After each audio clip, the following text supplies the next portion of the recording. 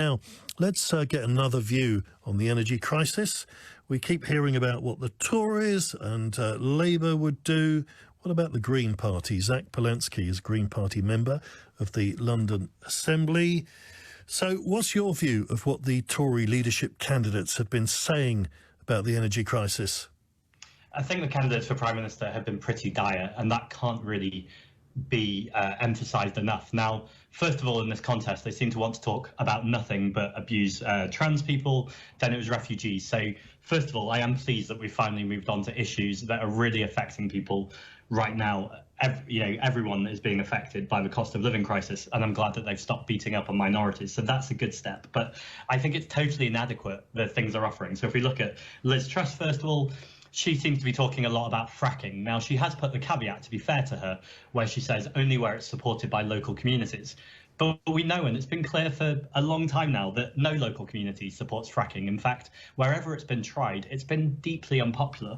And it's not surprising that people are worried about tremors in their area and this dirty energy. And I think with the kind of new resurgence in acknowledgement and awareness around the climate emergency, people don't want to take fossil fuels out of the ground. So I think that's a no-starter. Now, Rishi Sunak, he's in a better place. It's still not a great place, but he's offered today, I believe, £10 billion to help people with their energy bills. Now, this is clearly needed. It can't be understated how desperate the situation is going to get this winter for so many people. And by the way, it's worth saying as well that we keep talking about this winter and how bad things are going to get. It's worth saying that 14 million people in the UK are already living in poverty, so this is already an unsustainable situation for them.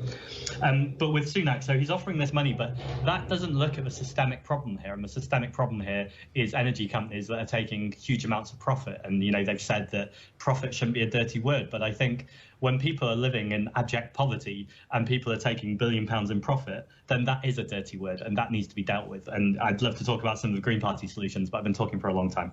Well, tell us about some of those solutions, particularly in terms of where do we get our energy from? Because certainly people call me and say, well, actually, maybe we should look at fracking. We should look at everything because we are going to have to provide more of our own energy in this country. And you're going to have to just use every resource possible. So this is something I'm really proud of the Green Party record. For a long time, we've been talking about investing in renewables. We've been talking about insulating homes. After all, the cheapest bill is the one you don't have to pay. We've been talking about maximising energy efficiency. Now, the problem here, again, has been the Conservative government. David Cameron famously said, we need to cut the green crap. Now, independent analysis shows that if we hadn't cut all of the green initiatives that we cut way back in the 2010s, then we'd be saving £8.3 billion a year for the economy already. So I think that's the first thing to say, is we should have fixed this a long time ago. Now, I accept that's not a solution at this point because that time has been and we can't reverse the clock, but it's always worth saying that people should have listened to green voices a long time ago. In terms of what do we do now? Well, I think it's really clear what the elephant in the room here is that energy should be a public service, and public service needs to be run in the public interest instead of interests of the profit makers. Now, they've been making absurd amounts of money, and actually we should be taking the energy companies back into public ownership. Now, you would renationalise then? Yes, absolutely. I think the time for that has been a long time. And by the way, not just energy, I know that's what we're talking about now, but the water companies too.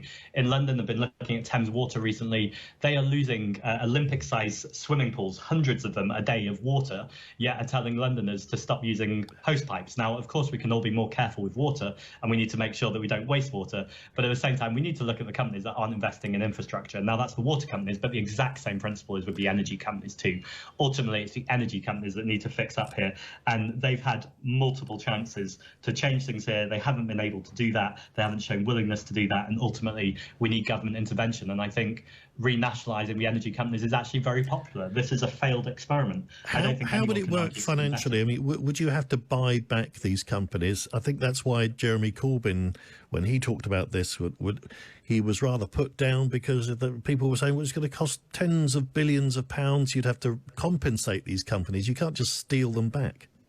Well, so we've already spent £2.8 billion on this energy crisis recently, just in trying to sort out the mess that they've created in terms of giving people these dividends and these loans, etc., and all of these things. So it's worth saying that we're already sinking money into a hole that isn't going anywhere. And this is about systemic change, looking to the long term to make sure we never have an energy crisis like the one we have now.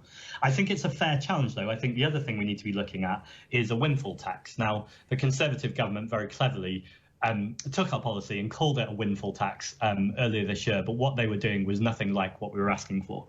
So for a start, they were saying 25% on profits, we'd have it at 35%, a big considerable difference. But if you look at places like France or Germany, it's clearly not radical. They're doing these things and it's working. But I think the bigger key to that is when the Conservative government did it, they actually incentivized the energy companies to invest in oil and gas, which is absolutely absurd. What it really needs to be doing is making sure that the incentives are for things like renewable companies, for including, better connectivity for community renewable companies.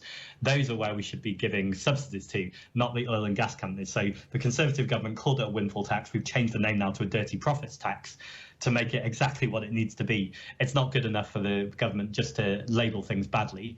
These things actually need to make a change, and I think the public are very much on side. In fact, polling showed that 94% of the public, I think it was, agreed with this policy. You can't get 94% of the public to agree on anything. So I think it's clearly about that profits tax. It's about investing in renewables and also solar, which has largely been ignored. Again, in 2015, the Conservative government cut subsidies for solar. They also banned onshore wind. All of these absurd differences they've made, we need to reverse those decisions as quickly as possible. And again, as I say, in the long term, make sure we're renationalising the energy companies. Where do you stand on new nuclear plants? Because the time was that Green campaigners would be saying, no, that is potentially very dangerous, dirty energy. We don't want nuclear. So I think it's potentially dangerous, dirty energy, but let's put that argument aside, because I appreciate that that's contentious in some circles. The much stronger argument, I think, although I do believe in that, is that nuclear is just not going to get us out of this problem. Nuclear would be looking at decades before we were online with it. We've seen that Hinkwell and Sizewell C that we just as a country do not have the capacity to get these nuclear stations up and running.